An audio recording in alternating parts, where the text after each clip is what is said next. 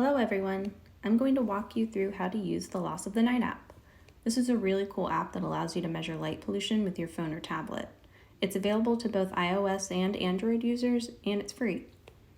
It also allows for open source data so you can access your observations and those of other users as well. It's similar to other citizen science apps such as eBird and iNaturalist. So after you've gone ahead and downloaded the application, let's go ahead and open it up. It will prompt you to agree to the privacy policies and terms before you get started, so go ahead and do that. At some point, it will also ask to use your location, and this part is important to allow, at least while using the app.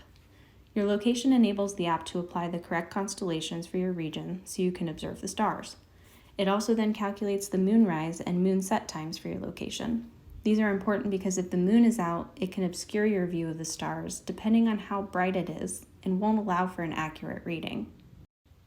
Okay, so once you have agreed to the terms, you should then go ahead and fill out some information in the user data section. This just gives researchers a little more information about the user, such as visual acuity, like how good your eyesight is, age group, and how familiar you are with constellations. Another section I suggest you check out is in the project information section, just to get you familiar with the research. Now, we won't do that now, but you can check that out at another time. Another quick tip I suggest is to go ahead and set the app to night mode, and you can do that by clicking here.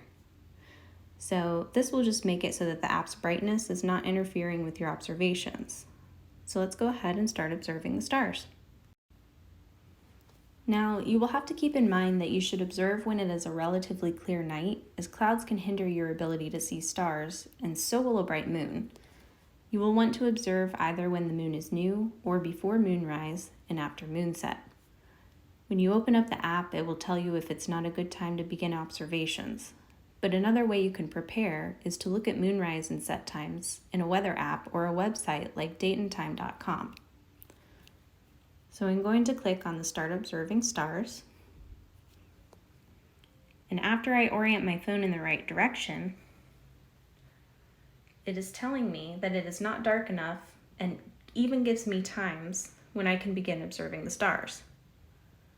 For the sake of this tutorial, we will measure anyway. But don't do this if you want an accurate read. It will prompt you to select the weather conditions and then hit continue and you can begin. So I'm going to say that it's clear and then I'll hit continue. So this large red arrow appears and you want to go ahead and move your phone so that you go towards the point of the arrow. So I'm just going to move my phone and I'm going towards that point. Okay. So this circle will appear and your screen will freeze once you have found your constellation. This is when you want to look for the star that it is pointing out. It also gives you other points of reference so you can pinpoint its location. If you find that your view is blocked by a building or tree, go ahead and select that the star is not visible and it will add an additional observation. Also, stay away from streetlights and other bright lights, or at least turn your back towards them, as it can make it harder to see. At this point, you will tell the app that the star is visible or it isn't. So I'm going to go ahead and click Star is Visible.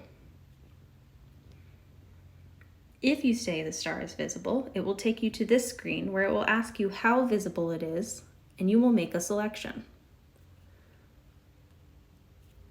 So after I make the selection, I'm going to hit submit, and it will take me to the next observation. You will then make a number of observations, and it may add more based on the answers you give.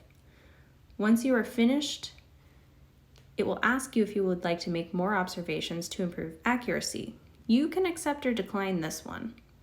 I'm going to go ahead and hit cancel because I don't want to take multiple measurements since I'm recording this during the day anyway.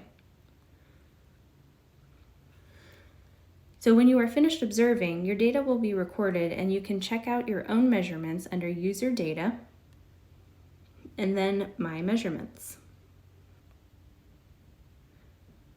So you can look at the number of stars observed, the date and time of submission, and your limiting magnitude or light pollution measurements. All right, so this is how you use the Loss of the Night app. Go ahead and give it a try.